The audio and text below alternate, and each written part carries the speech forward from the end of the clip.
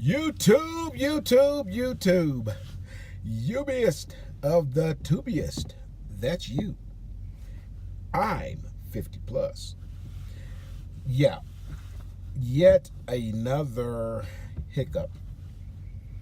And probably to the experienced truck drivers, what I'm about to talk about is not a hiccup, but a daily thing or something that can definitely happen to you. And it happened to me. I'm still with my mentor, but what happened was we went to a shipper, and it was a heavy load. When you get your load assignment, it's going to let you know how much it weighs, and it was pretty heavy. And we dropped off the empty and hooked up to the trailer, and that process was fairly normal, and it was quick. And we drove it down to get it scaled, and we were heavy.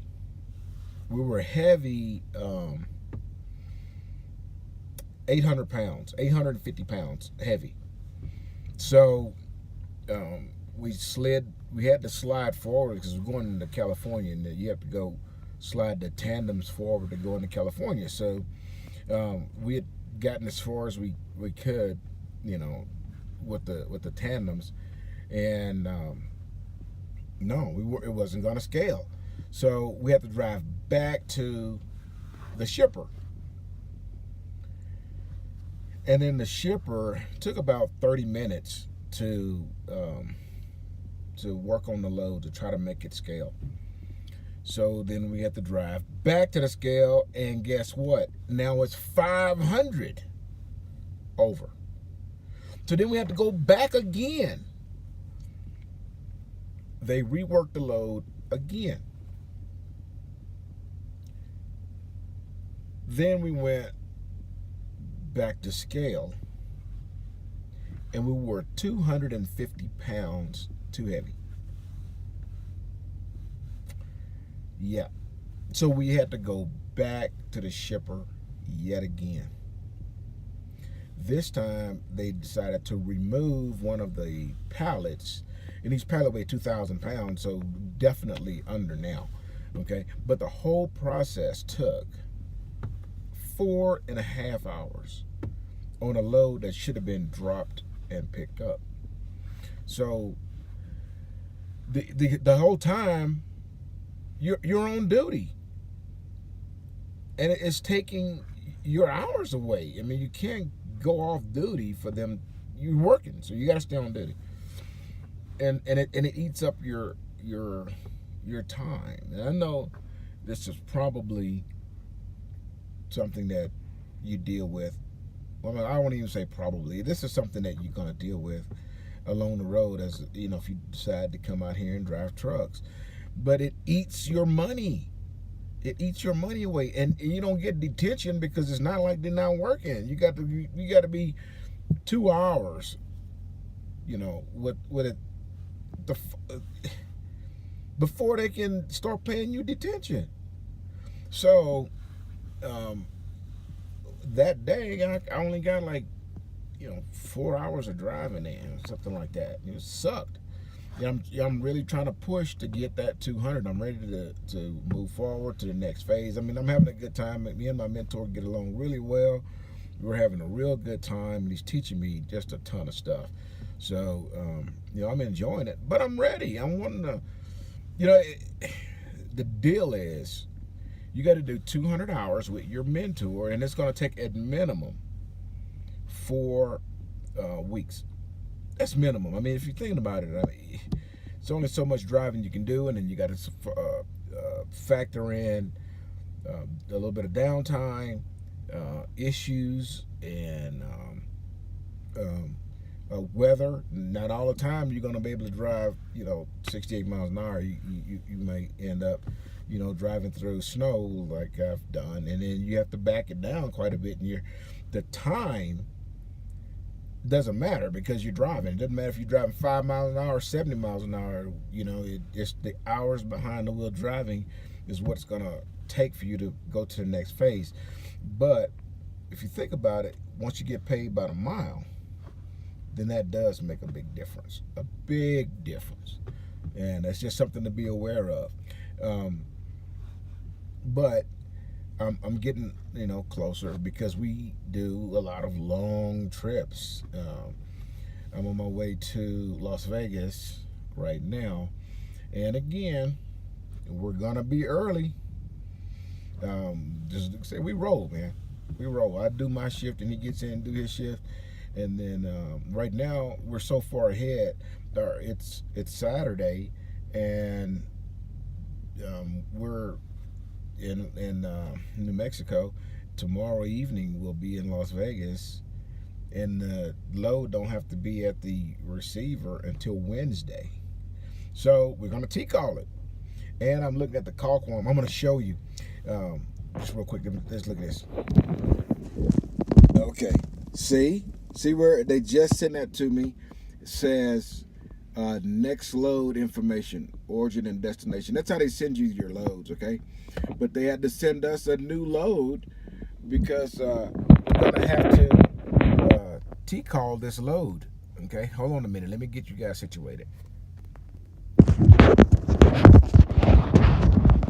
All right, I'm trying to get you guys some videos without all of that ruffling around that I do with my fingers over the mics and shit like that. Okay, but we're rolling, bro, and they just sent that. That's why it's dark. I ain't even looked at it, so I don't even know where we're going once we leave Las Vegas. But you know, we put a bunch of miles on. This load was 1,300 miles. You know, and we'll be there tomorrow, and we only been driving on it a day today and like half of yesterday. So we put it down, brother. We rolling. So you know, but think about that. If you're by yourself and you go to these type of places and you generally drop and hook, you're not reefer or anything like that. You're not on a dedicated where you pull up to a dock and back up and sit there while they unload. Then you're going to be used to it, and you'll get detention. We ended up getting paid for a little bit of time for the back and forth to the scales, but it kind of sucked because I would have been another 4 or 5 hours towards my bank, man. I'm trying to get there. I'm at like 175 right now, so I've only got about 4 more days at the most, and then I'll be done. So I'm getting there. Okay, so that was one experience. The other one wasn't all that bad, but this happens, man. This is the very next load. Okay, so this is really crazy. This is back-to-back days. The very next load. We have we needed a trailer. We went in and dropped, and we're supposed to. No, I'm not saying it right. Yes, we did. We needed to get a trailer. That's what happened first. We needed to get a trailer. They told us where to go to pick up the trailer because when we dropped the load, the customer said they don't release empty trailers, so we had to bobtail out of there. And we dropped trailers, we dropped the load, and then find an empty of ours, of Swift's, on their property, hook up to it, and go into the call quorum. You let them know which trailer you're hooking up to, and then you go to the next load, and you do the same thing. You're gonna drop an empty and pick up your load, and you're getting going. Okay, but they said we don't let Swift empty trailers leave. Oh shit! What? Yeah, they don't let Swift, and it's because it's December. It's close to Christmas, and you know there's a lot of freight moving right now. So they wanted to keep those trailers so they can fill them up and get their merchandise out on the roads. I get that. So They told us where to go get a trailer, and it took about 2 hours just for them to let us know where to go get the trailer. So then we go pick up the trailer 40 miles the wrong direction, and then we had to go 90 miles from the origination to our next load, which means now it's 130 miles. Okay, and so we find a trailer. We go now to the shipper. I mean to the next shipper, start our next load. We get up there. The guy says, "We don't take Swift empties." What? The instructions on the call form says you can't go on a bobtail to this deliverer, this shipper. They want an empty. That's what it says on the call form. And we just spent 2 hours searching for the trailer, and then driving 120 miles. Man, that's another 2.5 hours. The hell? Well, not 2.5. I'm stretching it, but it took a long time. It's like half a freaking day to get a trailer and get to them. And then we get to them, and they tell us they ain't gonna let us in there with that empty because we can't drop it. We was already bobtailing. We could have went right there and been done. Then we had to go to a Swift yard, drop the trailer, then drive bobtail back to the same goddamn shipper and pick up the load before we can get on the way. These are back-to-back days where I lost a full day of drive time dealing with bullshit. You know, I'd planned to have been done Monday or Tuesday, but now it's going to be probably Wednesday before I'm finished.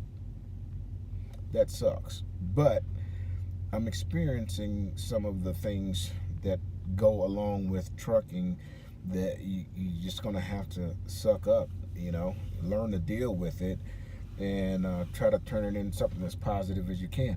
The good thing about it is if you're in the habit of running, not, you know, shitting around all the time, then you're going to be just fine because you can make it up. Just take the pedal on the right and push it towards the floor and leave it there, and you're going to be all right.